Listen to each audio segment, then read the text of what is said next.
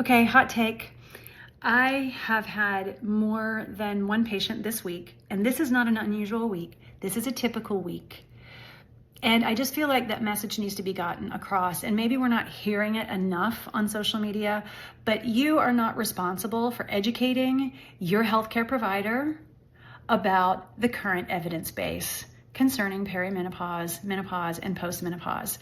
So, red flag is if you have to go in and take position statements from North American Menopause Society or papers for randomized controlled trials in, or whatever it may be, or the latest evidence base that's maybe your pelvic health provider has given you about what you need for whatever it may be related to pelvic or musculoskeletal health.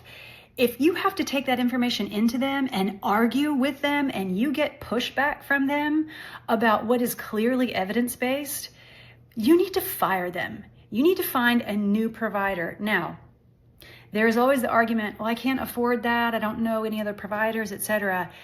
There is a list. Go to menopause.org. And although there is no perfect society that is, overseeing, everything right now in terms of menopause or really anything with women's health, there are people that will help.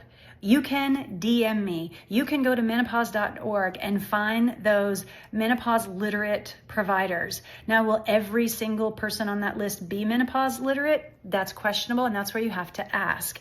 If they don't know what the current position statements are, let's say on vaginal estrogen, or what the evidence-based is on transdermal patches, then that's not your job to educate them, right? So my job as a pelvic health PT that practices functional, integrative, and lifestyle medicine is to empower you to know what questions to ask so that you can identify red flags in your providers. And if they are not providing up-to-date evidence-based care regarding pelvic health, sexual health, prenatal, postpartum, perimenopause, and menopause, but specifically in this case, menopause and perimenopause, that's my job, to help you identify that and help you find a provider that is going to provide evidence-based, up-to-date, that's what evidence-based means, the latest cutting-edge care and science when it comes to your health.